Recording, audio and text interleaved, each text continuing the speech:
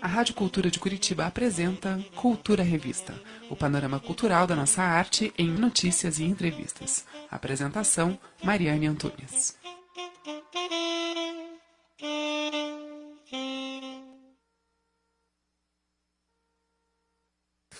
Olá, ouvintes da Rádio Cultura M930, ao vivo também pelo portal cultura930.com.br e pelas redes sociais da Rádio Cultura, a mais livre de todas. Começa agora o Cultura Revista, um programa que reúne informação, entretenimento, utilidade pública, cultura e arte, de segunda a sexta aqui na sua Rádio Cultura.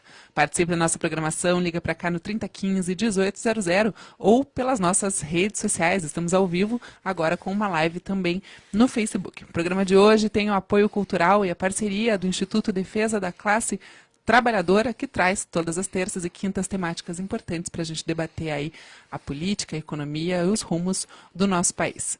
Mais uma vez, todas as medidas de segurança continuam sendo tomadas aqui na Rádio Cultura de Curitiba para que a gente continue exercendo aqui o nosso trabalho, trazendo as informações mais relevantes para você, ouvinte, que acompanha toda a nossa programação. Temos medidas de segurança para garantir a saúde dos trabalhadores que fazem a Rádio Cultura, né, a nossa programação da Rádio Cultura aqui diariamente. Aqui nos estúdios comigo hoje, Felipe Magal, advogado, professor de filosofia. Quem conversa com a gente hoje por telefone é o advogado do diretor do Instituto Defesa da Classe Trabalhadora, Nasser Ahmad Alam. Nós vamos falar hoje sobre o futuro do país, o desgoverno Bolsonaro, as medidas que estão sendo tomadas nesse período de pandemia, lembrando que o nosso apoio, o nosso posicionamento é pela continuidade do isolamento social tão necessário nesse momento para que a gente possa realmente ter condições de retomar a vida, o cotidiano, a rotina de todo mundo, mas com muita segurança num tempo aí possível, né? Vamos trazer essas pautas hoje para a gente debater. Eu convido vocês para a gente começar essa conversa a partir de agora. Doutor Nasser, bem-vindo mais uma vez à programação da Rádio Cultura. Bom dia. Oi, Mariane, bom dia. Um prazer estar falando com vocês novamente. Nasser, eu queria começar perguntando como é que você está, como é que está o isolamento aí com a sua família e também como é que vocês do Instituto têm se organizado aí para manter a atividade, que eu tenho certeza que a demanda continua muito ativa aí pela defesa dos trabalhadores do Paraná, de Curitiba, do Brasil. Veja, quando eu participo do programa, o almoço aqui em casa fica para depois, né? Uhum. Eu sou quem faz o almoço, né? Então, as responsabilidades da cozinha são minhas. Então, hoje o almoço vai ser um pouco mais tarde. Mas a gente está, todo mundo, em trabalho remoto, né? Uhum. O escritório está mantendo suas atividades normais, né? Sim. Só que remotamente, né? Então, todo mundo trabalhando da sua casa, dirigindo as peças, fazendo os prazos processuais, cumprindo os prazos processuais, mas todo mundo de suas casas, né? A gente não está com trabalho presencial, e vamos evitá-lo por algum tempo ainda, né? Uhum. Não sabemos exatamente o que passa pela cabeça dos nossos governantes, né? Mas na medida do que for possível a gente esticar esse modelo de trabalho remoto, a gente vai fazer.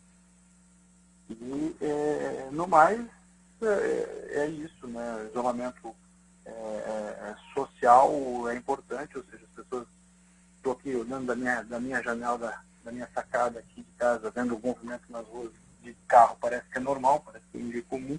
Uhum. Parece que o pessoal já está saindo mais, né? Rompendo com o isolamento, que é muito temerário, né?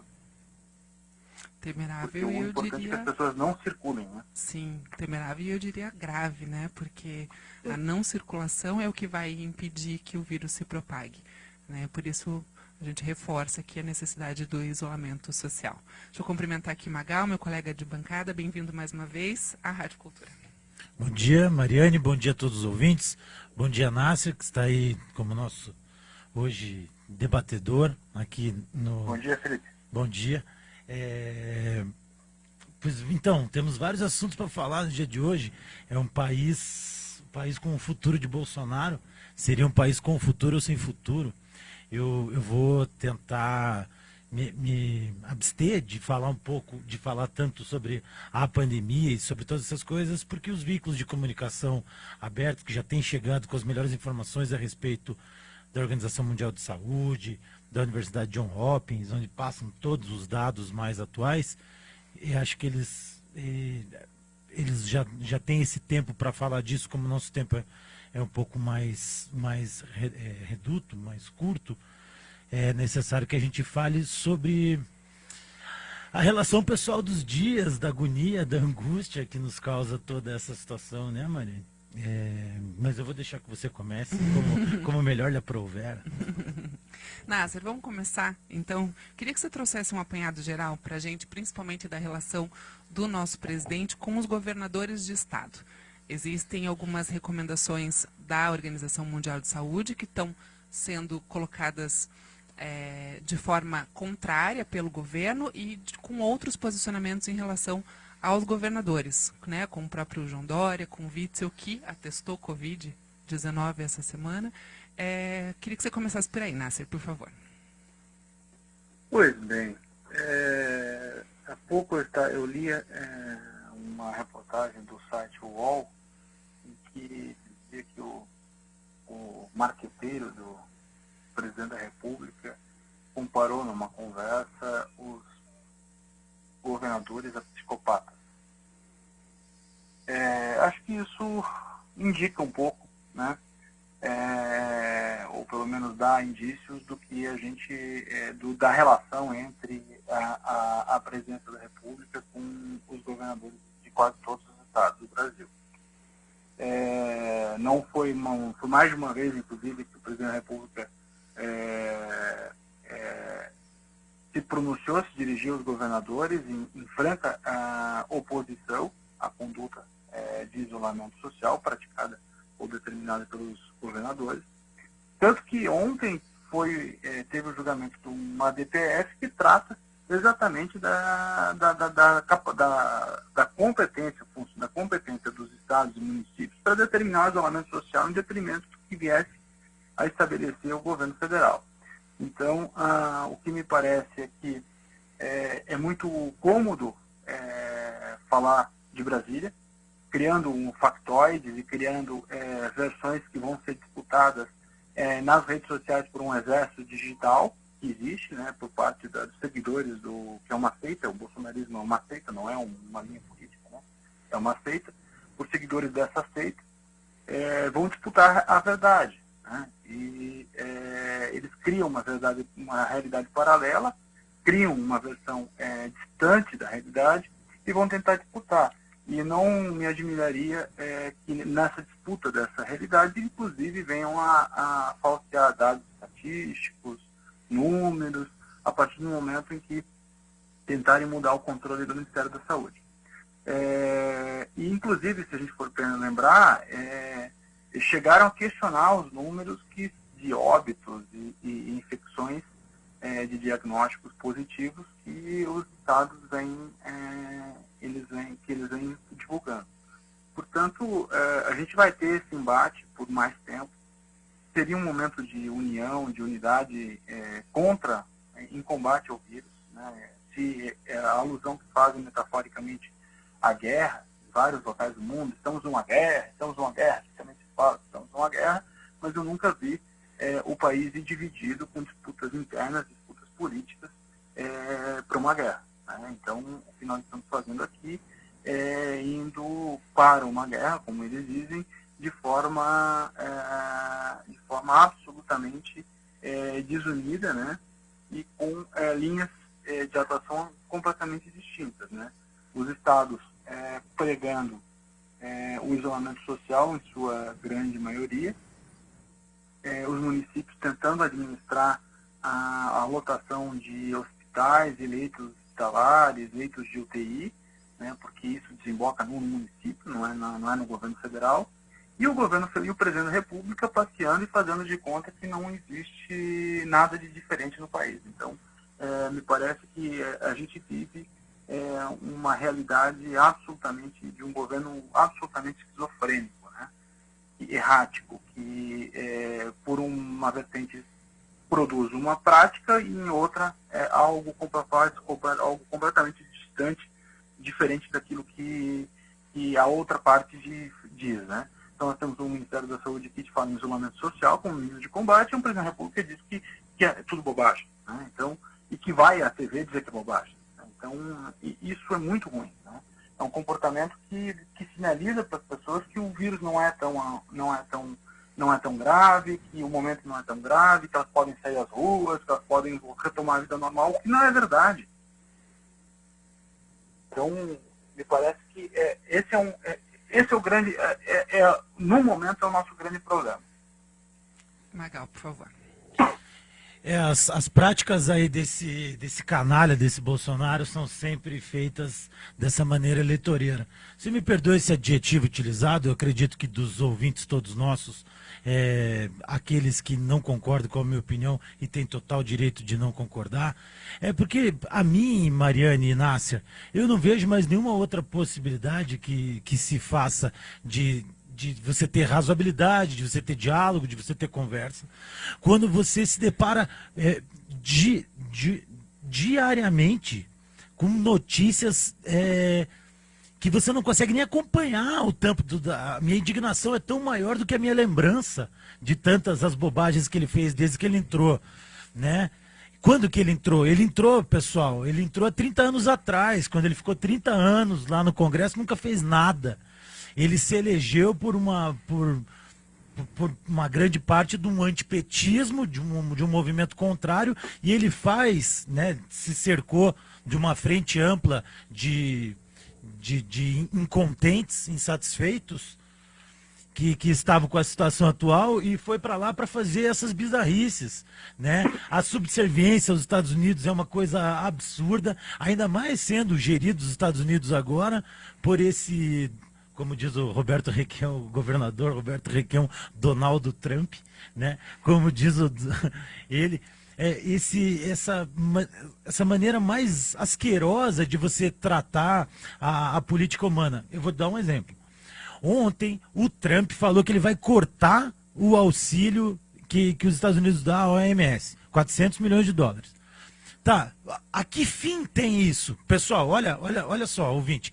A que fim tem isso se não ser colocar sua pauta ideológica para dizer que ele estava errado desde o início? Os números de mortes lá nos Estados Unidos são gigantescos. Infelizmente, a chance que isso aconteça no nosso país é tal qual ou maior nos próximos dias, nas próximas semanas.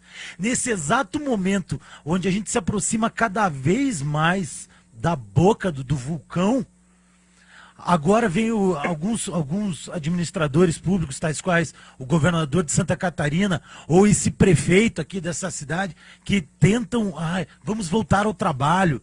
Tem até uma manifestação feita por grupos aí do ultradireita, que são apoiadores deles, que vão chamar todo mundo para as ruas amanhã. Não sei se você está sabendo disso, Nácia, mas vamos voltar ao trabalho, que o Brasil não pode parar. Mas que absurdo, mas que bizarrice, como é que faz? Tem que prender essa gente? Tem que fazer o quê? Né? Como que as pessoas vão agir dessa forma? Meu amigo, meu irmão, a economia já vinha mal muito antes da pandemia. A pandemia eles só utilizaram desse método para exercer ainda mais essas suas pautas totalmente voltadas ao mercado, sem nenhum compromisso com fim social nenhum. É bom saber, e é bom lembrar que tem a PEC da morte, a PEC 95, que o seu Jair Bolsonaro voltou quando era deputado, e que reduziu em 22,9 bilhões o número de dinheiro para o SUS. Que tudo que vai ser gasto agora vai ser 18,9. Então, olha só como são os canalhas. São muito canalhas. A gente tem que pegar esse golpe, Nasser, sabe, com uma mão, pegar o chifre, cara, assim, e segurar, e a gente tem que, né, falar de uma maneira e compartilhar, e apesar de a gente não poder estar na rua, e a gente deve respeitar absolutamente. Para mim é lockdown desde já.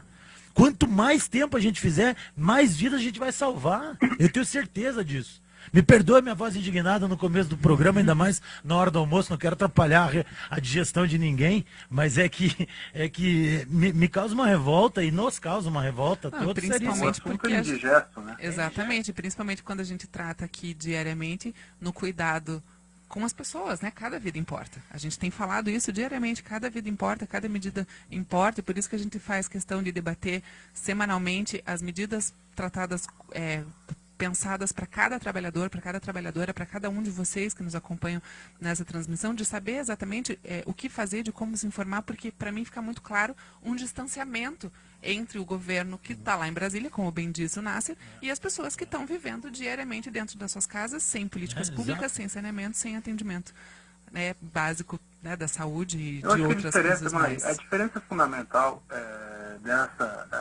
da pandemia que me traz, assim, as pessoas ficam tentando entender o que vai acontecer, qual é o efeito na saúde pública.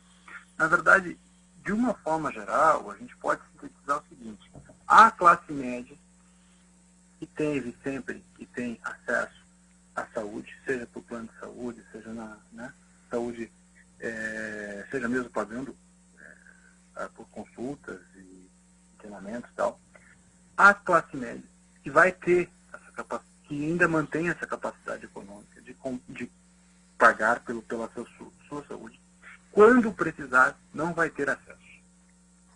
Basicamente, é dizer à classe média que eles vão ter a vida dos pobres, no que se refere ao acesso à saúde. Os pobres vão dizer assim: mas eu já estou acostumado a precisar de leito hospitalar e não ter acesso. Eu já estou acostumado a ver gente que eu conheço morrendo porque não conseguiu uma vaga na UTI. Isso faz parte da minha vida. Isso é verdade. A classe pobre no Brasil, ela tem essa marca. Ela traz com ela essa marca. Por quê? Porque a despeito da gente ter um sistema único de saúde que é muito melhor do que muitos países no mundo possuem no que se refere à saúde pública, ainda assim ele é muito deficiente e não atende a necessidade geral da nossa população. Mas, de uma forma geral, a nossa população se habituou a ter isso na vida dela. Agora, o que acontece de diferente na pandemia é que ninguém vai ter isso. Não é só a nossa população mais pobre que não vai ter acesso. Num momento de colapso do sistema de saúde, você pode ter dinheiro, você pode ter o que quiser, mas você não vai ter acesso ao respirador, você não vai ter acesso a uma UTI, porque não tem, porque está tudo ocupado, porque não tem disponível, daí não basta ter dinheiro. A gente vai fazer um breve intervalo, na volta a gente continua a conversa com o Dr. Nasser Ahmad Alan, que está por telefone em isolamento. Ele é diretor do Instituto Defesa da Classe Trabalhadora. Aqui nos estúdios comigo, Felipe Magal, advogado, professor de filosofia. Eu vou convidar você que nos acompanha pelas redes sociais, também pela frequência M930, a seguirem conosco. Se vocês quiserem aproveitar esse intervalo para mandar perguntas, os nossos convidados respondem para vocês logo em seguida. Até já. Você está ouvindo Cultura Revista.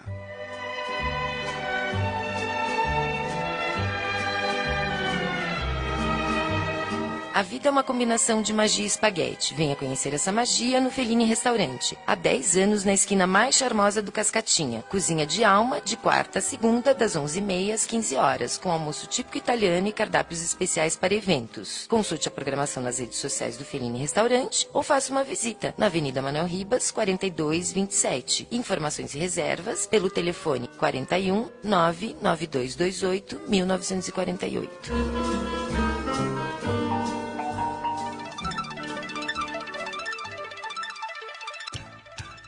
Aviso Cossel. A companhia campo-larguense de energia Cossel lançou o aplicativo para smartphones Cossel Mobile. O aplicativo é gratuito e pode ser utilizado para solicitar serviços, consultar faturas e consumo, informar sobre necessidade de manutenção na iluminação pública, entre outras opções. Baixe já o aplicativo Cossel Mobile, fácil como acender a luz. O governo do Paraná está agindo contra a crise do coronavírus. Aeronaves do governo agilizam os testes de Covid-19. Contas de água e da Coapar prorrogadas. Governo custeia 217,5 mil contas de luz. E 100 milhões de reais para combater a pandemia. Veja mais ações em coronavírus.pr.gov.br. Paraná, Governo do Estado. Aviso da Companhia Campo Larguense de Energia, Cocel. Solicite serviços e informações sem sair de casa. Utilize os canais alternativos. Aplicativo Cocel Mobile, e-mail para atendimento@cocel.com.br, agência virtual, ligação gratuita para 0800 726 2121 ou SMS. Proteja sua família contra o coronavírus. Coronavírus. O momento pede cuidados especiais com a rotina e a higiene. Receba e pague a conta de luz sem sair de casa.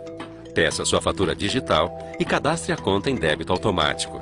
Se você tem conta nos principais bancos, pode cadastrar o débito automático dentro do aplicativo da Copel. Veja dicas de como se proteger em coronavírus.pr.gov.br. Copel, pura energia.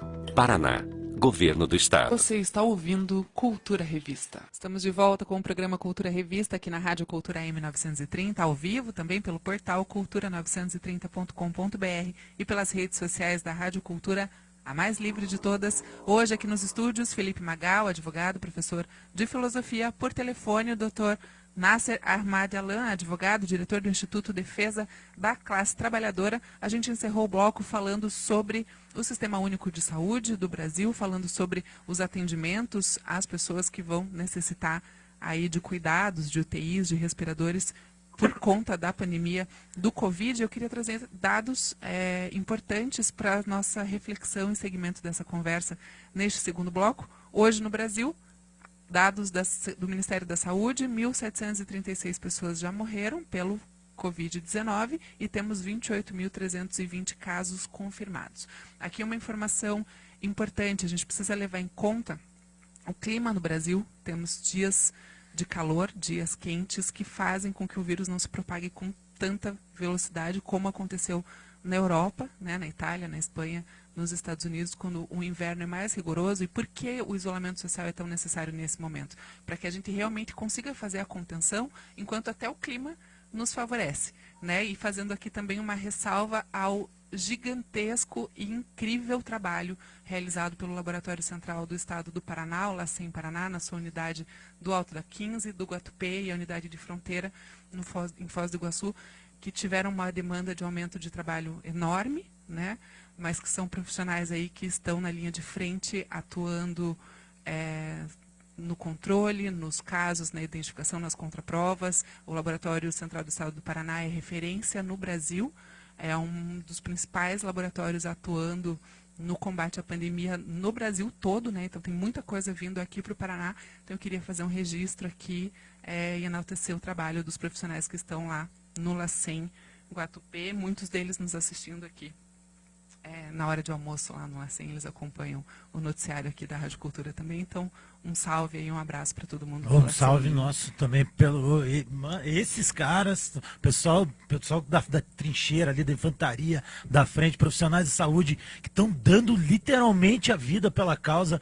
Olha, meu total respeito, minha total gratidão, minha total solidariedade, minha total lealdade. Eu dedico todos os trabalhos, todas as coisas, todos os argumentos, tudo isso que a gente leva à população, ao que vocês estão fazendo. E além de tudo, ainda ter que driblar o governo federal. Sabe, é muita canalha. É um registro do LACEN, mas não esquecendo, claro, de cada hospital, cada unidade de saúde, cada posto, os médicos, atendimentos. E como a gente já falou num programa anterior, com a participação da Miriam Gonçalves, destacando a função de cada pessoa que está lá trabalhando. Os técnicos administrativos, os seguranças, que cada um faz a sua parte, que constituem aí o todo para que a gente se proteja e fique garantido que possa, né, continuar a nossa vida tendo esperança que tudo isso vai passar com o menos dano e o mais breve possível. Nasser, deixa eu aproveitar aqui a sua participação. Queria que você falasse um pouquinho para a gente, ainda retomando a questão do SUS, que você começou a falar e eu precisei te interromper por causa do comercial, mas em relação à atuação do governo com relação realmente à saúde, à atuação dos médicos, aos medicamentos. Tem uma questão agora relacionada à cloroquina, à produção de medicamentos, umas informações desencontradas, desordenadas, que na verdade só servem ainda mais para confundir a população num governo de fake news. Na verdade, eu acho até que valeria a pena pegar um ponto que o Felipe levantou.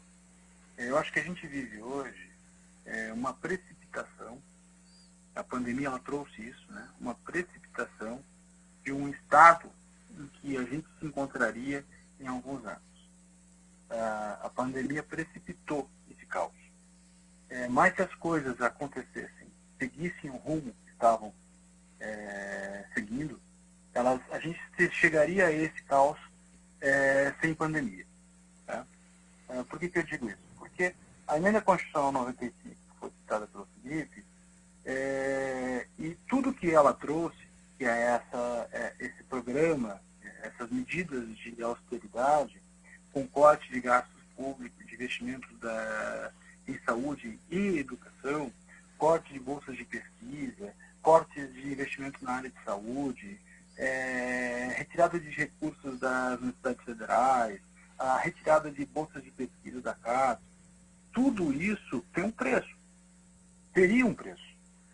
A gente pagaria esse preço em algum tempo.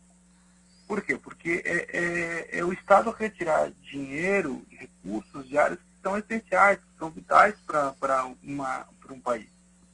E hoje a gente se depara com uma pandemia em que o SUS, o Sistema Único de Saúde, que é a saúde pública, tem que dar conta, tem recursos, com recursos que foram retirados, tendo que comprar respiradores por 7, 8 vezes o preço do que custavam há 4, 5 meses. Por quê? Porque houve lá atrás, e não faz muito tempo, a retirada de investimentos nessa área. E, por outro lado, a gente está numa situação em que a gente não pode comprar insumos e equipamentos de outros países, porque ninguém é autossuficiente, está todo mundo produzindo para si, concorrendo no mercado com os Estados Unidos, que pagam o que for pelos aparelhos e tomam na mão grande quando não conseguem comprar. E a gente não tem condições de produzir internamente porque as linhas de pesquisa e os pesquisadores, as grandes cabeças, os grandes projetos de pesquisa não estão mais dentro do Brasil, estão fora daqui porque houve um corte, uma ruptura no investimento. Então, esse preço a gente está pagando principalmente por quê? Porque a gente tomou decisões erradas lá atrás e vinha com um modelo já desgastado no resto do mundo, né? E que traz para a gente essa coisa do ajuste fiscal, a necessidade de ter Estado, de não gastar, significa dizer o seguinte: retira dinheiro das classes mais pobres e se concentra mais renda. E isso tem um preço. A nossa economia já vinha mal. A pandemia só vem precipitar um quadro que ia acontecer daqui a pouco. E por isso que a gente tem que aproveitar esse momento, essa desgraça toda que vem ocasionando, para olhar para frente, tentar verificar se a gente vai continuar seguindo o rumo que a gente estava seguindo. Se as políticas econômicas vão continuar sendo políticas econômicas de retirada de direitos, se vão continuar sendo políticas de saúde de retirada de investimento do público na saúde pública, se a gente vai continuar não botando dinheiro na pesquisa científica, sabe? Então, parece, às vezes a gente começa a conversar, parece tão básico o que a gente fala, e eles fazem tão diferente, parece que a gente vivia outra realidade. Como se a gente estivesse vivendo num mundo diferente. Esse é um mundo paralelo. Nossa, é tudo tão simples na nossa forma de ver. O país precisa ser autossuficiente em produção científica. Ele precisa desenvolver os produtos aqui. E só vai conseguir desenvolver os produtos aqui se ele tiver uma indústria que produza, gente que produza, que crie. Só que ele não consegue isso por quê? Porque ele prefere exportar commodities, produtos agrícolas, e importar os produtos manufaturados, né? E aí a gente vê o que acontece. A gente manda a carne e traz o respirador. Só que agora a gente não tem respirador para trazer e não consegue fazer internamente, né? Então é de uma mediocridade a nossa política, e ela chega a espantar até conservadores. ninguém está falando aqui em nada extraordinário, né? É feijão com arroz. A gente tem uma participação de um ouvinte aqui que a pergunta é relacionada à saúde, principalmente quando a gente fala nesse conflito de interesses entre o presidente e os governadores, mas também uma diferença de posicionamento com o próprio ministro da Saúde, né, o Mandetta, que tem feito alguns pronunciamentos a favor do isolamento social, mas há uma crise generalizada aí, quando eu citei há pouco, né, a produção de cloroquina pedida pelo Bolsonaro para o Exército, enquanto o Mandetta é contrário a isso, e diz o nosso ouvinte o seguinte: Rubens Bordinhão Neto. Boa tarde, não sei se vocês já comentaram a possível saída do Mandetta, mas quem assumir a pasta terá um compromisso com a ciência, senão existem meios jurídicos de pedir que o novo ministro se atenha à ciência na implementação de políticas públicas de saúde? Magal, quer comentar? Posso comentar? Por favor. Eu queria agradecer primeiro ao comandante-presidente Rubens Bordinhão Neto, um companheiro de longa estrada, assim também como muitas outras pessoas, pessoal de Londrina que está ligado, Darcy, Vanira, Luiz Carlos, um monte de gente que está mandando mensagem. Desculpa não citar todos os outros por enquanto, quem sabe agora no decorrer. Queria responder ele e já puxar um assunto que o Nasser falou. Sem dúvida alguma não, Rubens, sem dúvida alguma não. Olha só o tamanho da loucura, da insanidade que é isso. Você falava do Mandetta, eu não sei se o Mandetta ainda, ele ainda... Até neste momento, sim. Ele ainda tá, É secretário. mas ele já avisou que ele não vai ser, que ele vai ser mais. Como é que pode uma coisa dessa, né, Marina? Que vergonha. Ele já avisou ontem que ele não vai ficar, que ele vai sair com o time dele, que eles estão saindo de lá, fizeram lá aquela rasgação de seda que só engana a quem é muito tolo, né? E principalmente brigaram por um protagonismo na condução da coisa. A pessoa fala, mas você não concorda com o Mandetta, com a sensação, com a sensatez? Claro, um sensato no meio daquele se destaca, mas é o mínimo do mínimo. Mandetta nunca me enganou. Mandetta também votou pela PEC 95, Nasser. Mandetta também faz parte do grupo. Agora fica rasgando elogios ao SUS. E faz parte do grupo golpista, dos golpistas. Tudo isso veio do grupo dos golpistas. Respondendo ao Rubens, é claro que vão tirar alguém de lá para tentar fazer da mesma forma o seu tratamento, mas a ciência, a pesquisa e a ciência nunca foi objeto de grande, salvo aquele período do PT, digo sem sombra de dúvida, salvo daquele período do PT, onde teve uma inserção com Ciências Sem Fronteiras e uma série de outras medidas, não só no campo da saúde, como no campo da educação. Na época o ministro era o Fernando Haddad. Não vai ter, é impossível a gente esperar alguma coisa de bom desse governo, porque não é só o Bolsonaro que não presta, que é um calhorda, que é um cretino, que é um asqueroso, que é um adorador de torturador. É o time dele inteiro que faz parte. Né? Você não vai esperar alguma coisa do Moro, você não vai esperar alguma coisa do Guedes, você não vai esperar alguma coisa do Mandetta. Eles fazem parte do mesmo seio sepulcral, golpista, antirrepublicano, subserviente aos ditames do imperialismo norte-americano. É meio chato falar essa palavra imperialismo, porque já está demodê também. Eu acho que a gente tem que tirar isso do nosso papo, sabe? Imperialismo. Porque imperialismo existe um monte. Existe chinês, existe outras coisas. Então não é imperialismo. É essa subserviência a esse capital concentrado, a qual o Nasser falava antes, que os Estados Unidos faz. E olha só os Estados Unidos. Vou acabar, desculpa. Eu sempre estou em cima da hora. Fazer aqui, Fala. Na sua fala tem o Vitor Salmazo, nossos ouvintes, tem bastante mensagem. Hoje a gente vai aproveitar para esclarecer as dúvidas de quem acompanha a nossa transmissão. Fala assim, o que podemos esperar então das indicações deste desgoverno, a não ser que os ministros são alinhados com o golpismo? Tragédia, o que a gente pode esperar é tragédia, sem dúvida. A gente só pode esperar coisa ruim, não vai ver. Pois não, Nasser. Magal, eu acho que assim, a troca do ministro da Saúde, eu acho que a gente não terá uma mudança radical na linha, não. Tá? Acho que o imbecil não conseguiu fazer isso. Ele não vai conseguir mudar Também acho que não. A linha do Ministério da Saúde. O que vai ter realmente é uma troca, é um ferimento de egos, tá? O cara está com o ego ferido e ele vai substituir a peça. Me parece que a linha com quem ele tem conversado é mais ou menos esperar que seja alguma coisa mantendo a linha adotada pelo Ministério da Saúde. Por quê? Se fosse para fazer uma mudança radical, ele teria já nomes, já teria nomeado. Já tinha posto os então, martelos. não conseguiu. Deve ter tentado e não conseguiu. É. Então, ao não conseguir, sinaliza que a linha do Ministério da Saúde não deve sofrer lá grandes modificações. Pode ser até que na perfumaria, cosmeticamente, haja alguma alteração, mas na essência acho difícil. A gente vai fazer um breve intervalo agora, a gente segue essa conversa daqui a pouquinho, a gente vai organizar aqui as perguntas, eu começo o próximo bloco com as perguntas dos nossos ouvintes que acompanham essa transmissão, já agradecendo antecipadamente você que está aqui com a gente todos os dias ao meio-dia acompanhando o Cultura Revista. Um breve intervalo comercial, a gente segue essa conversa no próximo bloco. Até já. Você está ouvindo Cultura Revista. O governo do Paraná está agindo contra a crise do coronavírus. Aeronaves do governo agilizam os testes de Covid-19.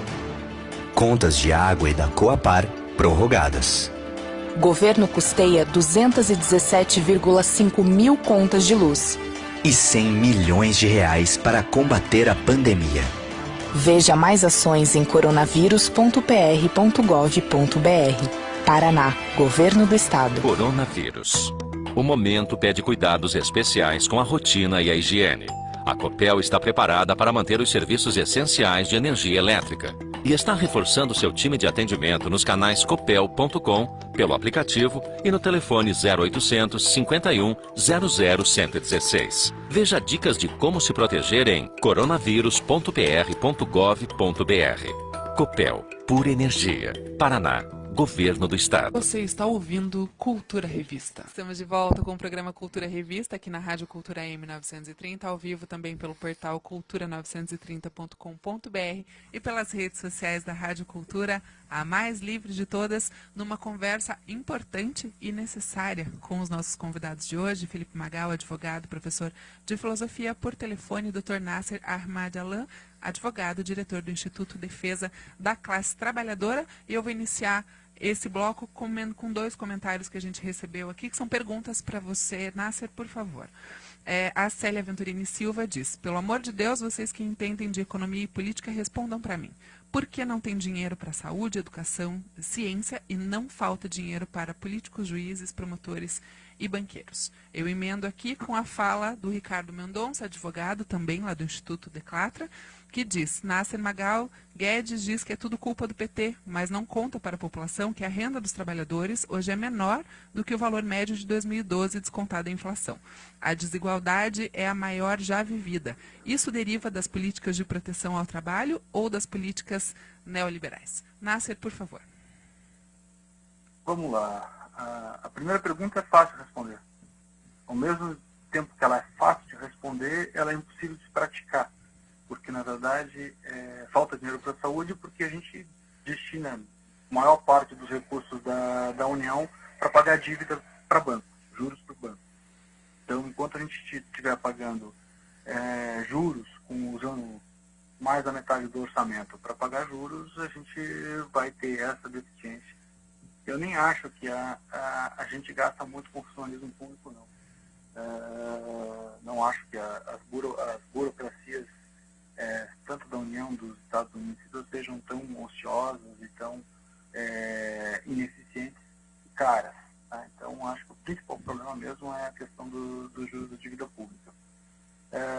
A questão que o Ricardo coloca, eu acho que é o ponto central daquilo que a gente projeta para o futuro. Vejam, nós temos, não é muito difícil a gente tentar explicar para o ouvinte, que nós tivemos durante algum tempo programas de distribuição de renda.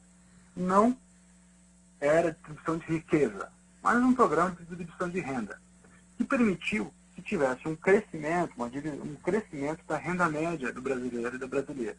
Então, com os programas de renda mínima, foi se incrementando dinheiro na economia, a economia girou, e ao girar, ela permitiu que se criasse um círculo virtuoso, e esse círculo virtuoso levou a um crescimento do bolo, e de uma forma geral, a gente teve índices baixíssimos de desemprego, com um crescimento da renda média do brasileiro e da brasileira. E tinha mais dinheiro para gastar, né? Então, o que aconteceu de 2016 em diante, né? Com o golpe de 2016 e a entrada do Temer, se estabeleceu um programa absolutamente inverso, que era um programa de concentração de renda a partir da retirada de direitos. Quando nós falamos de direitos, nós estamos falando de direitos que possuem natureza econômica, que tem representação econômica. Quando eu falo de 13º, ele pesa no bolso do trabalhador e da trabalhadora. E esses valores eles vão para a economia. Então, esses valores eles não foram tirados da economia. Eles mudaram de mãos. Então, pertenciam, uma parte desses valores estava na mão dos trabalhadores, e essa parte foi retirada dos trabalhadores e ficou concentrada nas mãos dos mais ricos, que, por sua vez, não devolvem esses valores para a produção, não vão gerar empregos, não vão gerar renda, eles pegam esse dinheiro e jogam no mercado financeiro para ganhar dinheiro na especulação financeira. E as políticas que a gente veio tomando a partir daí, a partir do governo Temer, são todas políticas nessa linha.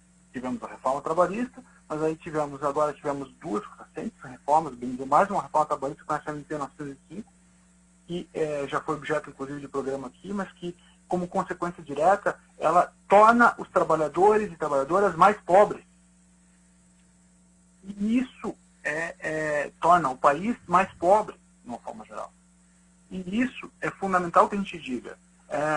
As medidas que estão sendo aprovadas agora pelo Senado, foram aprovadas anteontem pela Câmara, e serão aprovadas pelo Senado muito possivelmente, vão tornar os trabalhadores e trabalhadoras do Brasil mais pobres, porque retiram direitos dos trabalhadores e trabalhadoras. Torna o tempo de vida deles mais barato. E ao tomar o tempo de vida deles, tornar esse tempo de vida mais barato, tem gente que ganha com isso. Vai aumentar o lucro do patrão e da patroa sobre o valor do trabalho. E ao ter isso, nós temos um aumento da concentração de renda. E vamos ter, consequentemente, a imposição de condições de vida mais difíceis para quem já tem a vida difícil. Então, e pensar numa sociedade dessa é pensar num país sem classe média, dividido entre ricos, que são pouquíssimos, e pobres.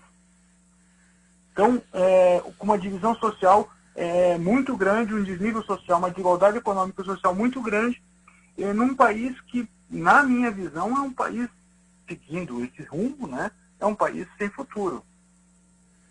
Só fazendo um registro, o Nasser citou aqui um programa especial que a gente fez na terça-feira com a participação do Dr.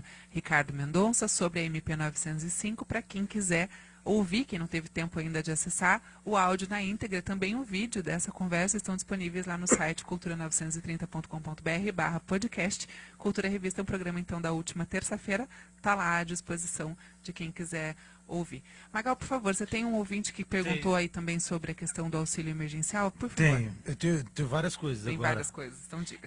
Vou fazer bem rápido. Primeiro, queria agradecer aqui, ó, o companheiro Luiz Carlos Oliveira, ele mandou a seguinte mensagem. Bom dia, vocês podem comentar aí sobre o auxílio emergencial que o governo diz que está pagando, mas não estamos conseguindo receber. Fui aprovado há 2 dias e não consigo receber. Os aplicativos da Caixa não funcionam e eu estou achando que é enrolação. Sem dúvida, né, Luiz Carlos? Sem dúvida, meu companheiro, que é enrolação desde o começo. Quando eles exigiam, ontem houve uma decisão de um juiz do Pará que extinguiu a necessidade de você colocar o CPF para você obter esse recurso, que só pode ser feito de maneira eletrônica. Que enquanto estava existindo, houve filas quilométricas, aglomerações enormes, riscos pandêmicos gigantescos.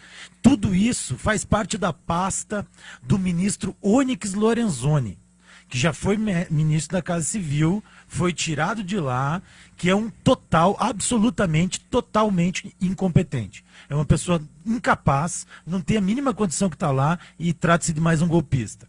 Então, o que eles estão fazendo? Eles estão fazendo via CPF pelo aplicativo do celular, sendo que existem milhões de pessoas nesse Brasil gigantesco, imenso, que não tem nem acesso à internet. Quanto mais alfabetização digital, quanto mais acessam o celular. Sabe, é uma cretinice, é um lugar assim muito, muito sujo do qual essas políticas rasteiras, burras, incompetentes praticam.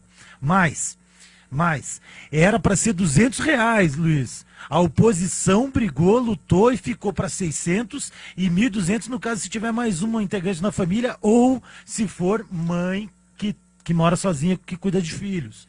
Isso é vitória da oposição no Congresso. Claro que se diga. Então, respondendo a tua pergunta, é isso. É óbvio que é uma enrolação. Eu espero que você consiga o mais rápido possível, companheiro. Não posso te dizer mais nada, a não ser minha solidariedade aqui. A única coisa que a gente sabe é que tem um calendário previsto a partir do dia 27. A gente já também destacou aqui nas edições anteriores do programa essa demora, né, de medidas emergenciais. Assim, a gente não vê nada efetivamente feito em benefício do trabalhador.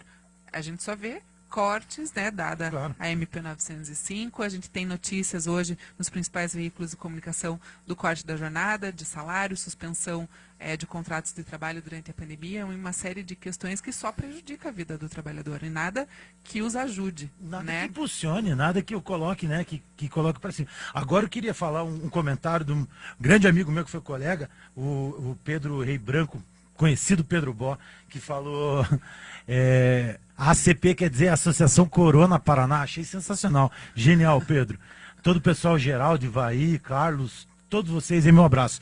Eu queria perguntar pro Nasser e dizer, não sei se você chegou a ver, Nasser, teve uma notícia que saiu hoje na Folha de São Paulo, no painel, que falou que o governo do Maranhão trouxe respiradores da China via Etiópia e mandou lá alguns aviões para ir buscar, para tentar driblar o governo federal. Veja só, o começo do programa era esse, né, que você tinha falado, Mariane, que né, você estava comentando com o Nasser. Os governadores, olha só, tem que driblar os governadores. Inclusive, aproveito já da deixa para passar pro Nasser falar a respeito de quantos governadores têm que rebolar, vamos dizer essa expressão, no bom sentido, para poder se salvar perante sua população, que amanhã aqui, Mariane, 5 da tarde, vai estar o governador Flávio Dino no programa Vamos à Luta aqui comigo, amanhã às 5 horas. Mas, Nasser, contigo aí a bola, eu queria que você falasse desse ter que driblar a administração pública. Na verdade, se a gente for, se nós formos lembrar, o consórcio Nordeste, dos estados do Nordeste, está atuando praticamente de forma independente e autônoma no Ministério da Saúde no que se refere ao combate do coronavírus. Né? Tanto que criaram um comitê de crise chefiado por um cientista brasileiro, que é o Miguel Nicoleles, e está trabalhando à parte, completamente de forma distante e independente do Ministério da Saúde. E eu acho que isso, infelizmente, quando você quando você tem na administração do país, gente que, na melhor das hipóteses, é despreparada, fraca e covarde, você tem que tomar medidas que realmente não contem com qualquer auxílio da União, né, do governo federal. Então, me parece que as decisões dos governadores que vêm sido tomadas no sentido de procurar alternativas de combate independentes e autônomas ao Ministério da Saúde são absolutamente corretas e necessárias. Porque se depender do que vem do governo federal, a gente vai ter uma tragédia humanitária no Brasil. Eu acho que esse é um ponto que a gente sempre precisa salientar. E aí, eu sei que não está no contexto, mas eu só queria deixar registrado, e para a gente não esquecer, e muito estranha é a decisão da Prefeitura Municipal de Curitiba também de reabrir o comércio. Né? Quando é tido e sabido que a doença está no pico de contágio, determina-se a abertura do comércio. Não dá para entender isso. Vamos ter mais 1 milhão de pessoas circulando agora na rua por conta da abertura do comércio. Sinceramente, é uma decisão completamente desprovida de base científica, desprovida de qualquer fundamentação científica na sua decisão. a decisão que atende a Associação Comercial do Paraná, no âmbito da econômico, mas é completamente divorciado da realidade da saúde na própria cidade. Os hospitais não demorará muito, os hospitais vão à lotação, né? Com a circulação novamente das pessoas nas ruas. E ele faz isso falando a exigência de colocar a máscara, porém vai voltar, não sei se shopping também, não cheguei a ver isso. Shopping não, mas o comércio de rua volta. Não, comércio de rua tem algumas regras, assim, que é com relação à quantidade de pessoas por metro quadrado, tem uma cláusula lá e também para evitar aglomeração. Pois é, mas essa cláusula... coisa da máscara no ônibus que é obrigatória. Essa cláusula, né, Mariane, que vem... Vou usar a palavra do Nasser, né? Sem qualquer base científica, né? Ele simplesmente coloca, vamos flexibilizar. Não é o momento de flexibilizar. Pessoal, eu sei que essa questão, né? O momento de flexibilizar vai acontecer, mas com certeza não é agora, né? Com certeza não é agora. Com certeza não é agora. Todo mundo que está em casa, agoniado, angustiado, que quarentena é horrível, mas é uma fase, e essa fase primeira, a qual a gente vai passar talvez até o meio de maio, talvez até o final de maio, não sei, é uma fase mais dura e a gente não pode relaxar, gente, não pode, em hipótese alguma, não pode. Como a gente falou inicialmente, tem que fazer isso exatamente agora, que é o pico de contágio da doença, para a gente poder voltar o mais rápido possível, mas também não é agora. Né? Exatamente, e o problema é que não é você... muita gente fala, puta, eu queria pegar de uma vez essa doença, né, para já me livrar.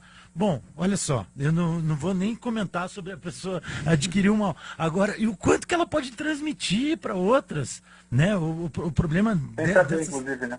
É aí que está o problema da situação. Então, por isso que você faz o isolamento. Então, ele vai lá e flexibiliza.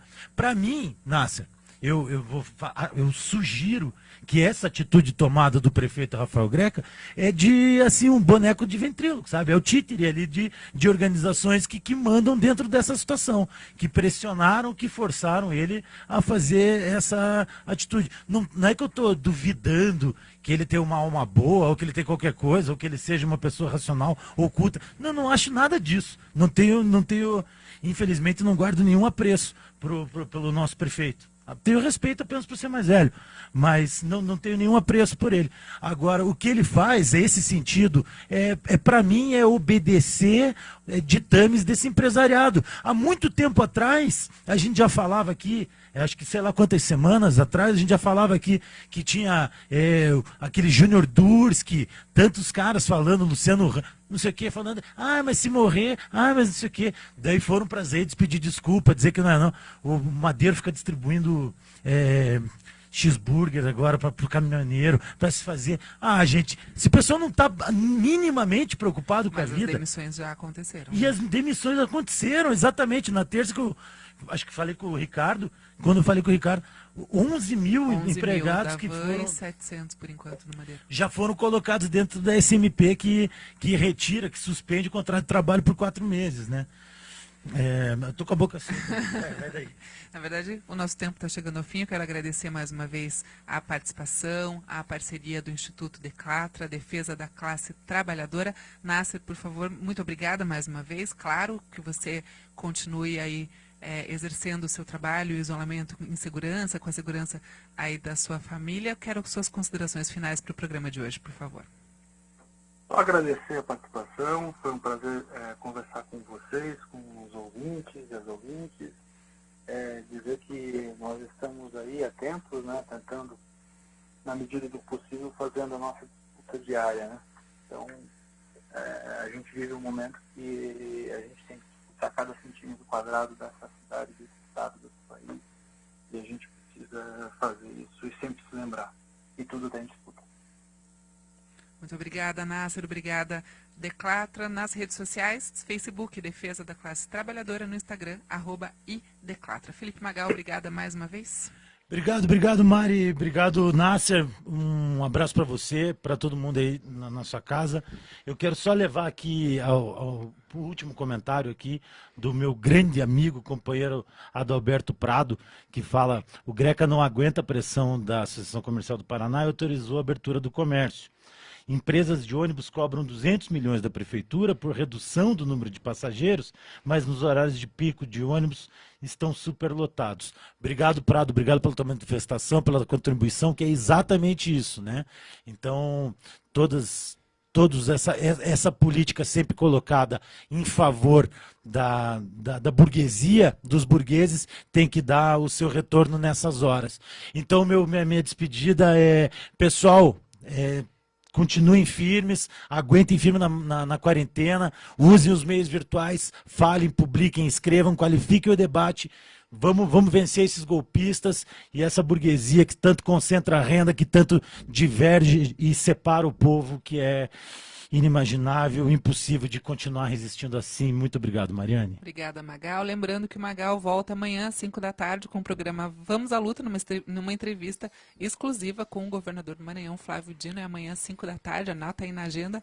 Não perca, todo mundo sintonizado na Cultura amanhã. O nosso jornalismo segue, a nossa programação segue com muita informação, notícia e, claro, produtos culturais importantes aí para esse período também de quarentena. Acesse o nosso site, cultura930.com.br, e a gente volta a qualquer momento durante a programação. Eu agradeço a sua companhia, agradeço a audiência, agradeço também quem participou aqui com as perguntas pelas nossas redes sociais. Um abraço a todos e até.